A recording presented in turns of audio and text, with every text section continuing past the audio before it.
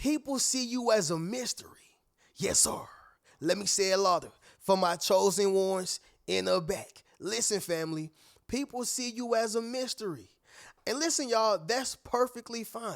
It don't mean that you are a manipulator. It don't mean that you are a gaslighter. It doesn't mean that you get over on people. People just don't know your business, okay? And that's 100% fine. In fact, that's the safest way to survive out here. I need somebody to drop in the comments and say, with me, you never know. Yes, sir. Make sure you drop in the comments, family, and say, with me, you never know. And that's where you want to keep people. Now, let's talk about what it means to be a mystery, okay? A mystery is only something that you have to solve. This is like Scooby-Doo. If you look at the entire program, it's based in what? A mystery. Got to find out who the killer is. Got to find out who the ghost is. All right. Sherlock Holmes. It's all about a mystery. Got to figure out more clues, get more evidence. That's the chase. All right. That's the chase. Even when you think about these movies, or even in real life, when people are being seduced, okay, at the base of seduction lies mystery. Why am I so drawn to this person? What is it about this person? They so charismatic. Like, why am I continuously gravitating to this person? This is what allows a person to seduce someone. The mystery. You follow what I'm saying? You have to understand something. The moment you allow a person to feel like they know you, it's the moment they stop respecting you. Not all people, but most people. Not all people, but most people, all right? You ever notice when it was in the beginning, whether this was a relationship, when you first started getting to know your family members, when you first met a friend, so on and so on, they were so excited to see you, so excited to talk to you, all right? So happy to see you and do things with you. But whenever they got accustomed to you, got used to your energy, used to your spirit, that's when you were just, that's just my cousin X, Y, and Z. Yeah, man, that's my little brother Billy, you know. Yeah, that's my boyfriend. We done been together for about 10 years now, but or we married now, but you get the point. People get used to, they get used to you. And it's in human nature. That's why you got to continuously keep a spark there. Even if it's a friendship, a relationship, a courtship, even with family, you want to keep doing things to make the relationship, whichever ship is on, interesting, all right? And so it's best to remain a mystery, especially when you're talking about strangers, co-workers, and people who you just met, because their ultimate goal is to figure you out so they can see and know how to treat you. And like I said, y'all, people tend to respect something they don't really understand, okay? Because I'm not used to it. I don't know who this is, so let me stay at bay. And that's what you want. You want to keep people here, all right? And like I said, this is not all people, but in general, this is how you want to move, all right? But anyway, y'all, we're going to go ahead and get directly into this video. People see you as a mystery. Let's talk about it, all right? Third video on the Reno Speaks Life channel. And like I said, y'all, we pumping them out. But let's get right into it, y'all. Leave a thumbs up on this video, as well as subscribe to the channel. Y'all be sure to ring my bell so you can be notified after every single video I post. Let's get right into it, y'all. I'm fired up, man. Number one, your silence sells a story, okay? Your silence sells a story. I know most people thought I was going to say, your silence tell a story. No, it sells a story. So let's just start with this right here, y'all. A picture is worth 1,000,000 words. Yeah, a picture can also be worth $1,000,000. Art is art, and silence is an art as well. So it sells a story.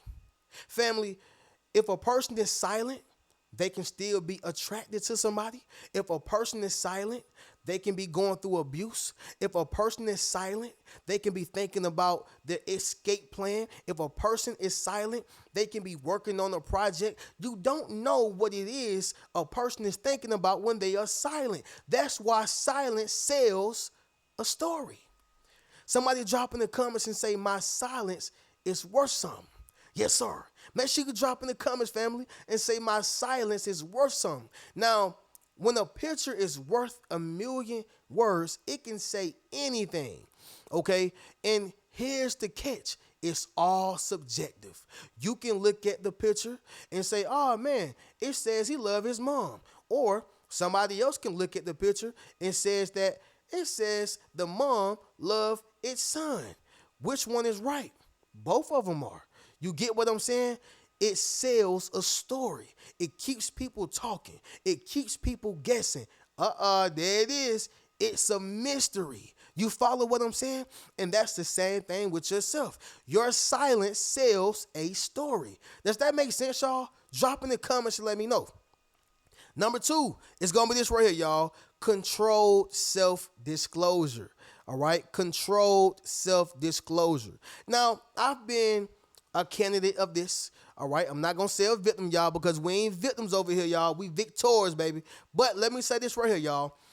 Controlled self-disclosure is something that a lot of young people are prone to. So if you like in your teenage years, it even happens in your 20s. Sometimes it can happen in your 30s. And I would definitely say if it's happening in your 40s and your 50s, I understand that you're human, but you want to start having certain things like that under control, all right? You want to get to a point to where people don't know your business. You want to get to a point to where you're not wearing your heart on your sleeve. Again, I'm not saying it's wrong. I'm not saying that you are terrible or bad as an individual, all right? I'm saying that these are more so young mistakes, in my opinion, okay? However, when it comes to the mistakes that I made when I was younger, all right, even in my earlier 20s, sharing information about myself, you know, it's not to say I did the wrong thing, but you're giving people ammo, all right? You probably, in your mind, if you're just like me, you're probably transparent. You like to live in your testimony. You share your testimony. Like you're not afraid of what you're not afraid of telling people what you've been through. The thing is, you can't tell everybody because some people take it and flip it. This goes back to controlled self-disclosure, okay? Anytime you start giving people information about yourself, you are giving them information that they can download about you, all right? And so now this person, I'm not saying that you will allow them, but they are more prone to being able to get in your mind and in your spirit because you done told them things about you to where you're showing them how you view the world. So they see your perspective and they haven't even lived the life you live or walked the mile in your shoes, but only by the information you have given them. Does this make sense, y'all? So for those who are seen as a mystery on this video, understand this at a high level. They understand this at a high level. They don't tell people about them. They don't give people personal information. They're not talking about their kids like that. They're not giving out, their goals and aspirations like that. You got to understand something, y'all.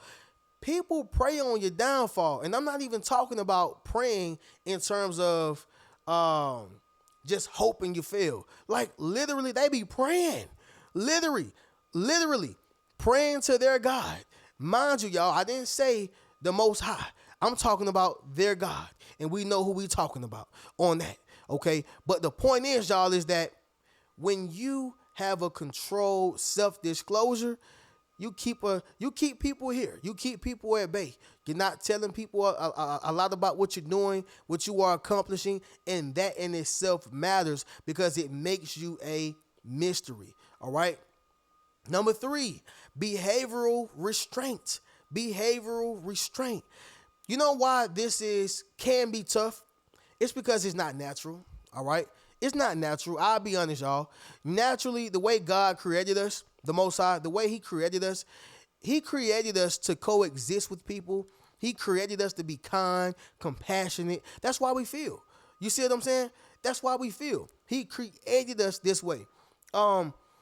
We are supposed to coexist with people, have a good time, laugh, have a sense of humor. However, the world has been made so wicked and so toxic, and so draining and exhausted to where you have to protect the best parts of yourself. You have to guard your heart, or if not, you're going to keep getting stabbed in it. And it literally feels like someone stabbed you in your heart when you have a broken heart. You follow what I'm saying? And so behavioral restraint is reducing your facial expressions. All right. Behavioral restraint is speaking less, listening more, observing more. All right. Like you're not showing how involved you are. And you're gonna know when to do this in what environments, but in environments that you don't really know about and being around people that you can't really trust, you can't show so many facial expressions because that still goes right back to the picture that's worth a million words. Your facial expressions tell a person what you're thinking. If you're smiling so much, you seem to be happy and open.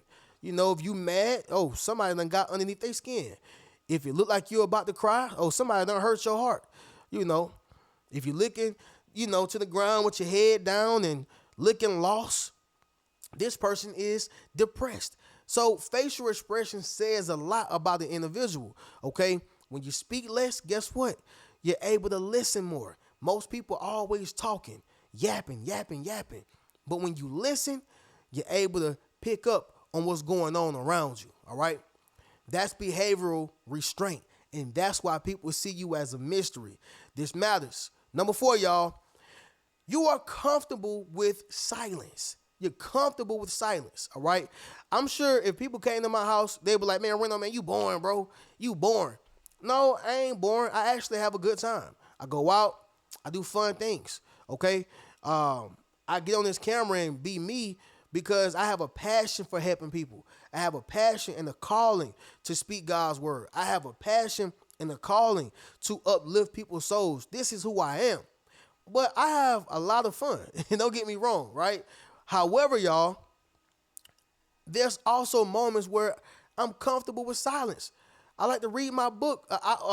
Most time 30 minutes a day, but I like to read a book 30 minutes a day, okay? I like to sit and just listen to lo-fi music while I brainstorm. I like silence. Everybody don't like silence. Why? Because they living in chaos. So when it's silent, all they can do is hear those voices. All they can do is hear that those misfortunes and those flaws and insecurities, in the voice that speaks bad about them. That's all that they can hear. See, I got the same voice, but I ignore mine.